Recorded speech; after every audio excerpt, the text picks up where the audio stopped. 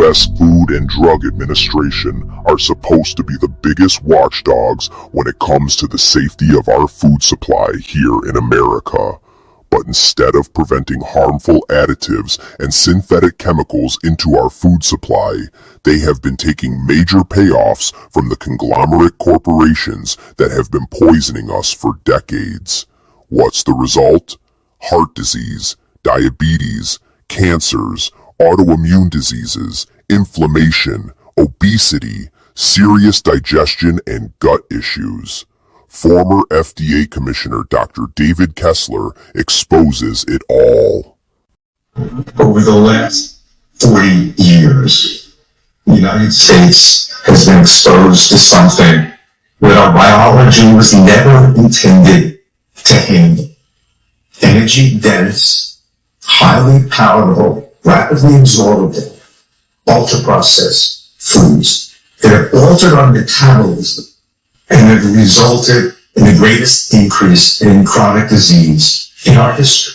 So he comes right out and says that ultra-processed foods are poison. He says this is a bigger health crisis than smoking was over the last 50 years because not everybody smoked, but almost everybody is processed. And the Trump administration would think this is a much bigger issue than smoking. When you look at the HHS budget, the HHS, Bobby Kennedy leads, is the largest budget of any government department in world history. It's the largest government department. 90% of the costs are chronic diseases that are preventable. In the United States is banned in most countries.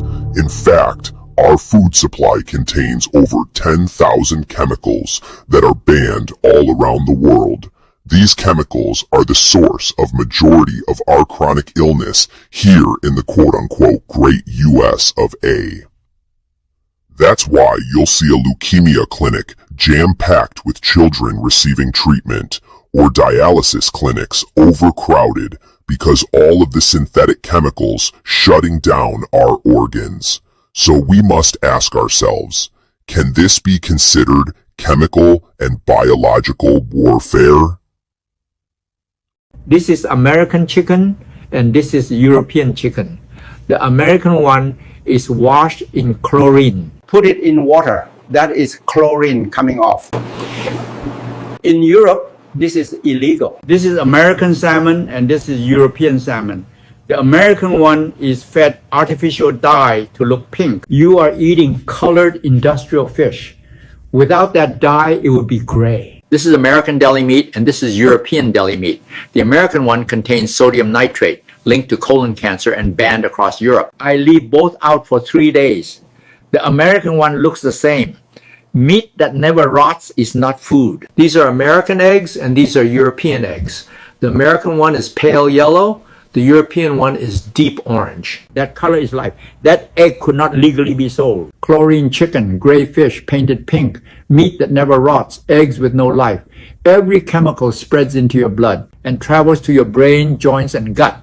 This is why you feel heavy, foggy, and inflamed. You have to calm your nervous system and let your body heal. To be honest, these chemicals are so ingrained into our soil and environment that it would take 20 to 30 years to decontaminate the land. Our wildlife in the States are also dying at an alarming rate. Most of us just go throughout the day feeling fatigue with brain fog, headaches, and arthritis, thinking this is just the way things are supposed to be. But it's not. We are all being constantly poisoned, at the same time overworked and underpaid. This is a covert war our government, along with the corporations, have waged against us. We must become aware so we can fight back. EPA, FDA, political leaders, where have you been? How did you miss this? That now we have an entire country that could potentially be in peril from this forever chemical that's destroyed your land, destroyed our farming, destroyed our water, and destroyed public health and welfare. Wow. There's so much sadness and anger. This has broken our hearts and crushed our spirit. And I don't know if we'll ever get that back. Told their farms are shot through with chemicals linked with liver damage, damage to fertility, thyroid issues, and cancer. All of this land has been poisoned water contaminated, all of these people touched by this. Called forever chemicals because they are nearly impossible to destroy. Prime soil, crops, milk tainted in the heartland, leaving many farmers on the brink of ruin. Why is everybody dying from cancer? That's why. Prostate cancer, colon cancer, stomach cancer, this is why. Ask yourself, what has changed over the last 20 years? And why is everybody dying from cancer? This right here. This is made from petroleum. When you take this bottle and you fill it up and you seal it up, this water's sitting in fumes for anywhere from 3 to 6 months. You want to know how I know? I used to own the largest bottled water company in Northern California called Hillcrest Springs Bottled Water. I'm telling you right now, the only thing that's really changed is the way we drink water. This is a multi-billion-dollar industry. We buy it for convenience. We give this to our children. We drink it. We leave it in our car. This is killing people. PFAS are the only destructive substance invading our environment. We also have micro and nanoplastics. Plastic contamination is one of the most dangerous poisons affecting our health today. It is found all over our environment and all within our bodies, including our reproductive systems and major organs. Dr. Shintani from Harvard University breaks down a recently conducted test study on the dangers of micro and nanoplastics on our land and within our bodies. Are microplastics killing us? A new study shows that they may be affecting our health more than we ever thought possible. Hi, I'm Dr. Shintani, MD, and nutritionist trained at Harvard. A new study in the New England Journal of Medicine found that microplastics are showing up in our arteries and may be contributing to heart disease and stroke. See a concise summary of this study at drdtips.org. What are microplastics? Every year, over 400 million tons of plastic are produced, and after use, much of it ends up in our oceans and environment. They break into smaller and smaller bits, but some of them never go away.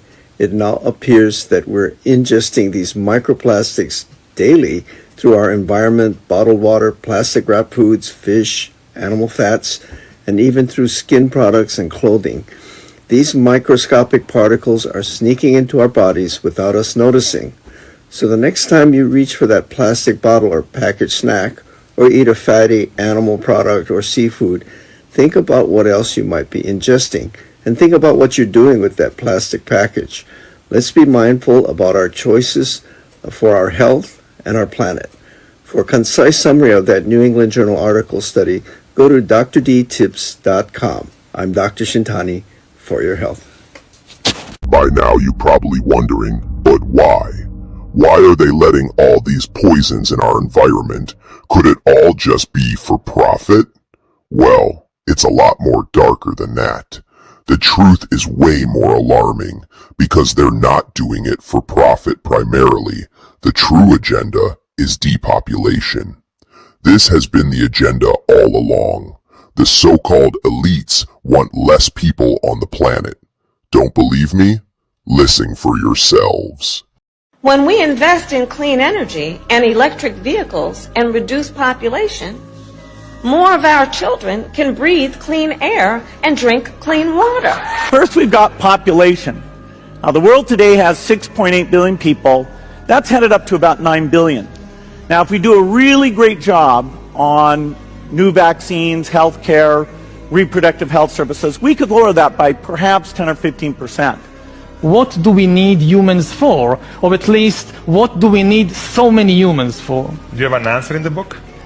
At present, the best guess we have is keep them happy with drugs and computer games. In substituting humans for machines is going to be far easier in those countries that have declining populations. Please think about what you and your organization can do to help human population decrease.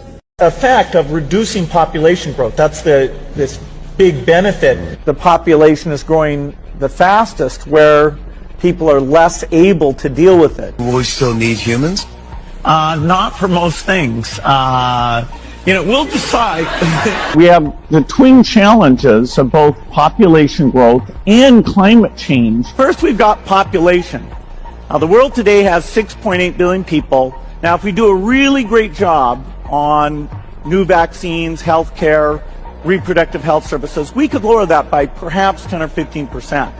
The negative impact of population growth on all of our planetary ecosystems is becoming appallingly evident. The rapid growing exploitation of the world's supply of energy and water is a matter of deep concern, and the toxic byproducts of widespread industrialization have increased atmospheric pollution to dangerous levels. Unless nations will agree to work together to tackle these cross-border challenges posed by population growth, overconsumption of resources, and environmental degradation, the prospects for a decent life on our planet will be threatened. The recent UN meeting in Cairo is appropriately focused on one of these key issues, population growth. But the controversies which have erupted at the conference illustrate the problem of coming to grips with issues that are deeply divisive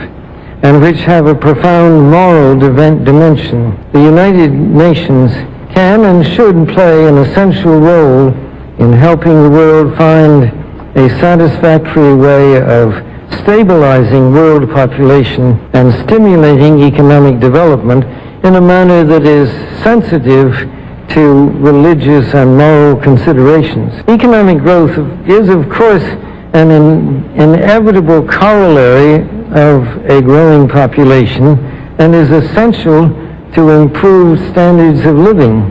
But without careful coordination, unrestrained economic growth poses further threats to our environment. This was a major subject of discussion at the conference in Rio de Janeiro on the environment 2 years ago. The focus then was on sustainable growth and global development. It was pointed out at the conference that growth is most efficiently managed by the private sector, but regulation of the process by national governments and international bodies is also needed. And once again, the United Nations should certainly be among the catalysts and coordinators of this process.